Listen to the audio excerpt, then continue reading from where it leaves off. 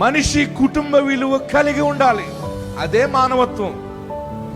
అన్న, చెల్లె, తమ్ముడు, అక్క, ఈ బంధము, ఆస్తులు అంతస్తులు వస్తాయి పోతాయి, కానీ ఈ బంధము ఎల్లప్పుడూ మనం కాపాడుకోవాలి అని దేవుడు చెప్తా ఉన్నాడు. ప్రియులరా, ఈ రోజులు కుటుంబాలు ఎలాగైపోయినాయి అంటే ఎవరికి వారు ఏమైనా తీరుగా మారిపోయింది.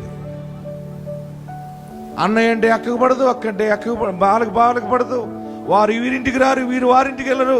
ఒకవేళ వెళ్తే ఏదో మొక్కుబడిగా కలవటం, మాట్లాడటం, మీకు మాకు సంబంధాలు లేవంటాం. మనం కొన్ని సమయాల్లో ఉన్న పరిస్థితులు, మాటలకి హృదయం పగిలిపోయి. కానీ ఈరోజు దేవుని ఆత్మ చెప్తా ఉంది, ఆయన నీ దేవుడు. ఆయన నీకు ఇచ్చే బోధ ఏంటంటే నీవు కుటుంబం విషయంలో సమాధానము కొరకు వెంటాడాలి. ఆమేన్, హల్లెలూయా. కుటుంబ విలువ చాలా గొప్పది.